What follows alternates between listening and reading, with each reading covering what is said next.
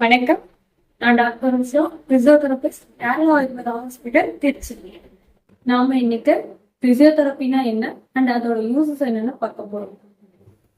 Physiotherapy என்பது medicines இல்லாம மேனுவலா exercise மூலமாக மிஷின்ஸ் யூஸ் பண்ணி ஓவராலா ஸ்ட்ரென்த்தை இம்ப்ரூவ் பண்றதுக்கும் நம்மளோட ஹெல்த்தை இம்ப்ரூவ் பண்றதுக்கும் அதே மாதிரி ஆல்ரெடி அஃபெக்ட் ஆயிருக்க மூவ்மெண்ட்ஸை ரீஸ்டோர் பண்றதுக்கும் ஹெல்ப் பண்ற மெடிக்கல் பிரான்ச் தான்.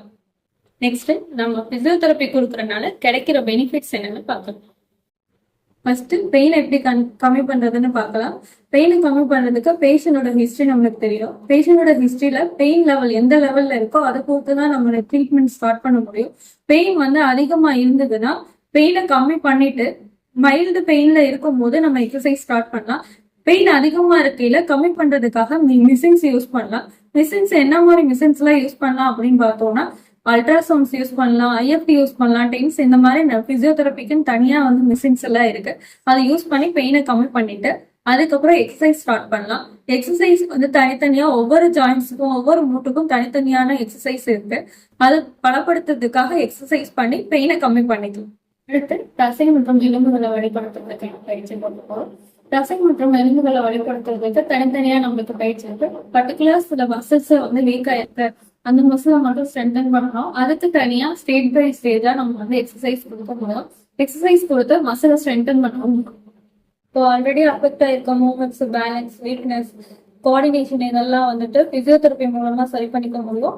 எடுத்துக்காட்டா பார்த்தோம்னா பக்கவாத பேஷண்ட்டுக்கு எல்லாம் பார்த்தோம்னா சில ஏடியல் ஆக்டிவிட்டிஸ் வராம இருக்கும், சில மூவ்மெண்ட்ஸ் வராம இருக்கும். அதை சரி பண்றதுக்கு ஏடியல் ஆக்டிவிட்டிஸ்னா டெய்லி நம்ம யூஸ் பண்ற சில மூவ்மெண்ட்ஸ் சொல்லுவோம். ஏடியல் ஆக்டிவிட்டிஸ்ல சிலருக்கு தலை வர முடியாது, சிலருக்கு ஷர்ட் போட முடியாது. இந்த மாதிரி காம்ப்ளிகேஷன் இருக்கவங்களுக்கு எல்லாம் பிசியோதெரப்பி மூலமா நம்ம ட்ரீட்மெண்ட் கொடுத்து சரி பண்ணிக்க முடியும். அடுத்து சர்ஜரிக்கு அப்புறம் காம்ப்ளிகேஷனான பேஷண்ட்ஸ்க்கும் சர்ஜரி வேண்டாம்னு நினைக்கிற பேஷண்ட்ஸ்க்கும் ஆயுர்வேதம் மூலமாகவும் பிசியோதெரப்பி மூலமாகவும் நம்ம நல்ல எஃபெக்டிவான இம்ப்ரூவ்மெண்ட்ஸ் கொடுக்க முடியுது. ரெண்டும் சேர்த்து கொடுக்கும்போது நல்ல ஒரு எஃபெக்டிவ் நமக்கு கிடைக்கும்.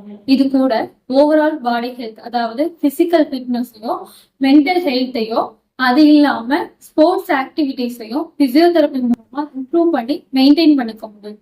இந்த மாதிரி மேல சொன்ன கண்டிஷன்ஸ்க்கு ப்ராப்பரான ஆயுர்வேதா அண்ட் பிசியோ ட்ரீட்மெண்ட்டுக்காக கேரளா ஆயுர்வேதா ஹாஸ்பிட்டலை கான்டாக்ட் பண்ணுங்க.